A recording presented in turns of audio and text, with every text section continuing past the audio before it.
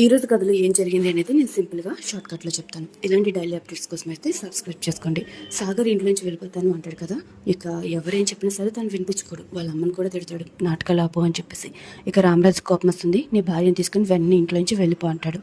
ఇక సాగర్ నర్మదాన్ని పట్టుకుని లోపలికి వెళ్ళి బ్యాగ్ ప్యాక్ చేసుకుంటూ ఉంటాడు. రామరాజు ఏమో హాల్లో కూర్చొని బాధపడుతుంటే అలా అన్నారేంటి అని అందరూ అంటారు. నేనేం చెప్పినా సరే తను వినే పొజిషన్లో లేడు, వెళ్ళిపోతా అంటున్నాడు.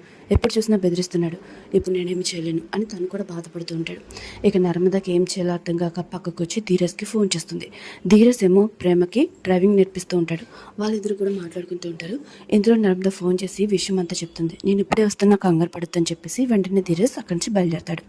ఇక వల్లి అయితే పిచ్చి హ్యాపీగా ఉంటుంది. ఎందుకంటే తన సీక్రెట్ బయట పడలేదు కాబట్టి, నర్మద కూడా బయటకు వెళ్ళిపోతుంది కాబట్టి ఇక చాలా హ్యాపీగా ఫీల్ అవుతూ ఉంటుంది.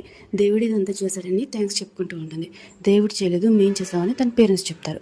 ఇక జరిగింది ఏంటనేది భాగ్యం చెప్తూ ఉంటుంది. భాగ్యం ఏమో నర్మద వాళ్ళ ఇంటికి వెళ్ళి వాళ్ళ నాన్నతో చెప్తుంది, వాళ్ళు అక్కడ చాలా హీనంగా చూస్తున్నారని, అవమానిస్తున్నారని, మీ అల్లుడికి కూతురికి అసలు విలువ లేదని ఇలా రెచ్చగొడుతూ ఉంటారు. ఇలా రెచ్చగొట్టి మాటలు చెప్పి ఇక సాగర్కి డబ్బు ఇప్పించి ఇలా అంతా చేసేలాగా కూడా మొత్తం భాగ్యం వాళ్ళే ప్లాన్ చేస్తారన్నమాట. సో భాగ్యం వాళ్ళ వల్లే ఇదంతా జరుగుతుంది. ఇదంతా తెలిసి వాళ్ళు కూడా హ్యాపీగా ఫీల్ అవుతుంది. నువ్వు కొంపలు కూల్చడంలో ఎక్స్పర్ట్ అని మళ్ళీ ప్రూవ్ చేసుకున్నావేమ్మా అని అంటూ ఉంటుంది. తన కడుపు విషయం ఎప్పటికీ బయటపడతాను చాలా హ్యాపీగా ఫీల్ అవుతుంటుంది. ఇక్కడితో అయితే ఈరోజు ఎపిసోడ్ కంప్లీట్ అవుతుంది. నెక్స్ట్ ఎపిసోడ్ కోసం తప్పకుండా సబ్స్క్రైబ్ చేసుకోండి. Thanks for watching.